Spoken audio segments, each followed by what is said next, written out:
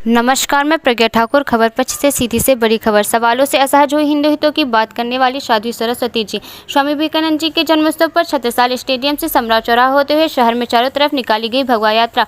पत्रकारों का पूछने लगी धर्म, कहा आप मुसलमान हो। हिंदू जागरण मंच के गर्मापुर भगवा यात्रा की मुख्य वक्ता के तौर पर सीधी आई थी साध्वी सरस्वती।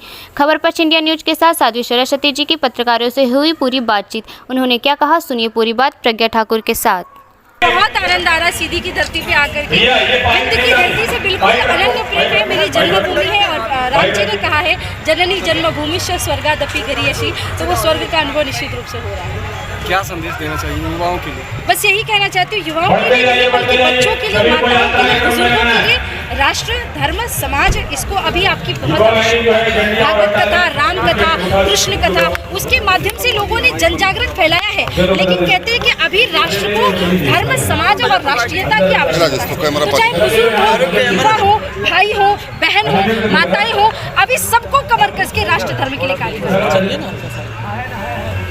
ठीक है, कोई बयान कुछ करना, कोई बयान करना है, कोई बयान?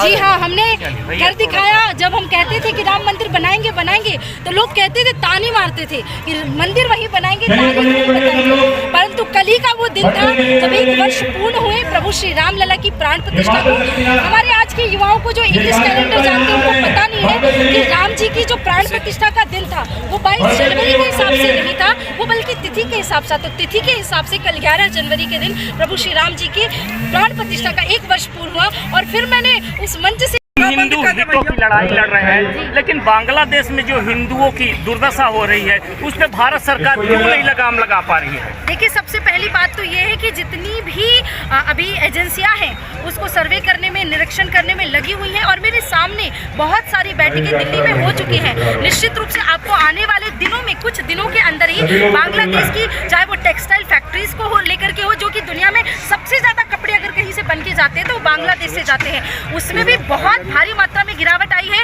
और जिस प्रकार से हिंदुओं का नरसंहार वहाँ पे हो रहा है, ये तो उन लोगों के मुंह में तमाचा है जो यहाँ बैठ करके सेकुलरिज्म का बुखार जिनको चढ़ा और कहते हैं कि हिंदू मुस्लिम आपस में भाई भाई की तरह रहे। तो वो मुस्लिम अब भाईचारे की बात क्यों नहीं कर रहे हैं कि बांग्लादेश में उन हिंदुओं के साथ क्यों ऐसा हो रहा है? ये केवल सरकार की जिम्मेदारी नहीं है। उन अल्पसंख्यक समाज के जो अपने आप को देश का बच्चा कहते हैं, उन्होंने अभी तक एक भी बार आवाज नहीं उठाई। किसी भी मुस्लिम मंच से मुझे ये सुनाई नहीं दिया है कि बांग्लादेश के लोगों का हम विरोध करते हैं। अगर केवल भारत के मुसलमान ही वहां जाकर विरोध प्रदर्शन करना प्रारंभ कर देंगे तो शायद मुझे लगता है बांग्लादेश में आबादी की बात आती है कि हिंदू की आबादी कम हो रही है।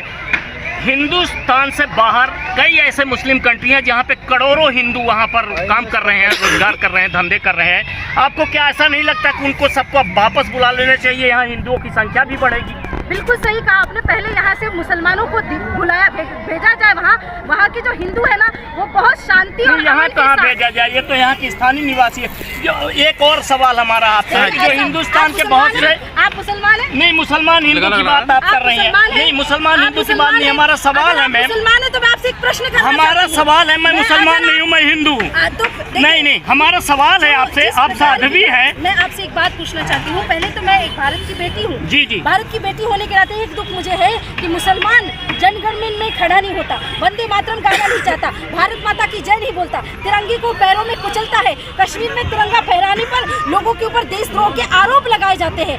अगर ऐसे मुसलमानों को आप शांति दूत बनाते हैं, ऐसे मुसलमानों को आप शांति दूत की बात करते हैं, बाकी जिन हिंदू की आप बात करते हैं, कनाडा जैसे देशों में, लंदन जैसे देशों में जहाँ पर अभी रिसेशन चल रहा है, वहाँ के हिंदुओं के बिजनेसेस के कारण वहाँ की इकोनॉमी अभी बची हुई है। लंदन के ऐसे बहुत सारे व्यापारी हैं, वो हमेशा मुझे कहते हैं अगर यहाँ का 5% हिंदू व्यापारी अपने रेस्टोरेंट और सारी चीजें बंद करके आ जाए ना, तो शायद लंदन में जिस प्रकार का रिसेशन चल रहा है उसकी गिरावट में 4-5% कहीं न कहीं इसके लिए आपने सनातन बोर्ड की बात कही है।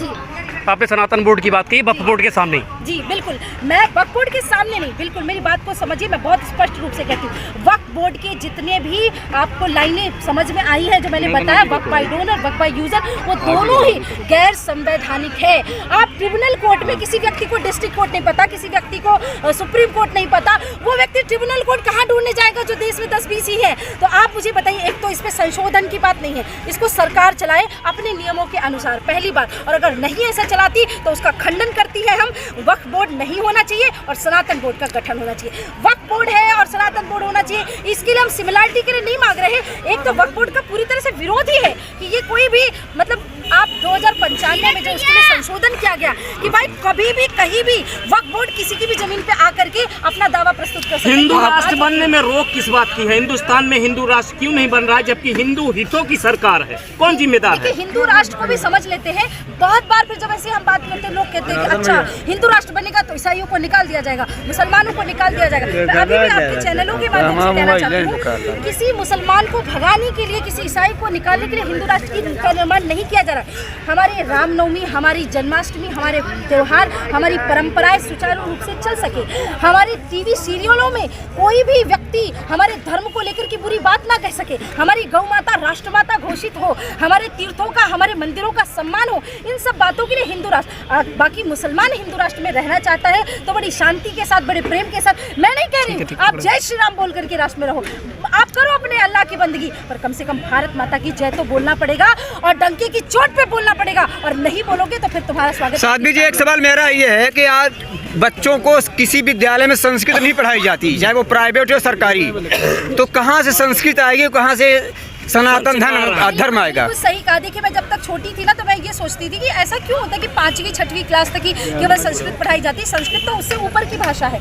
और मेरे पूज्य दादाजी जो बचपन से हमको काका काका बाद में लिखना आया, श्री गणेशाय नमः लिखना है, मैंने वो स्वरूप भी जीवन का देखा है। अब क्या होता है कि माँ बाप भी खुद बच्चों को ये प्रारंभ करते हैं कि मेरा बच्चा स्कूल का एनुअल फंक्शन है, मैं देखती हूँ 5 साल जब विद्यालय में नहीं पढ़ाया जाए, जो विद्यालय की गाइडलाइन आती है उस हिसाब से किताब बच्चों को दी जाती है। टीचर आपका बच्चा है, टीचर का बच्चा है, वो आपका बच्चा है, पहले घर से प्रारंभ करते हैं। मैंने जहाँ से पढ़ा समझा, मैं स्कूल नहीं गई हूँ लेकिन मैंने मेरे घर से संस्कार लिए। मेरी बात पहले आप पूरी सुनिए कि आपके बच्चे को 4 साल के बच्चे को 4 बोतल वोडका में आप डांस कराते हो, ट्विंकल ट्विंकल लिटिल स्टार आप बच्चे को पहले सिखाते हो, आपके बच्चे को गायत्री मंत्र नहीं आता, आपके बच्चे को हनुमान चालीसा नहीं आती, छाती चौड़ी करके हम कहते हैं कि भाई मैं तो ये फला फला ब्राह्मण हूँ। आपको ये भी नहीं पता आपके जातिगत संस्कार क्या होते हैं, कर्ण छेदन क्या होता है, यज्ञोपवीत संस्कार क्या होता है, आप क्या बताएंगे अपने समाज को? तो पहली शिक्षा घर से दी जाए। मातृ देवो भव, पितृ देवो भव, आचार्य देवो भव तीसरे नंबर पे आता है। हमारी पूरी तरह से सरकार, हमारे घर के बच्चे जाते हैं स्कूल, सुबह राधे राधे कहते हैं, उसके बाद विद्यालय जाते हैं, लेकिन विद्यालय में कहीं संस्कृत के भी श्लोक नहीं पढ़ाया जाता। धर्म समाज की शिक्षा देने के लिए तत्पर है। ऐसे बहुत सारे गुरुकुल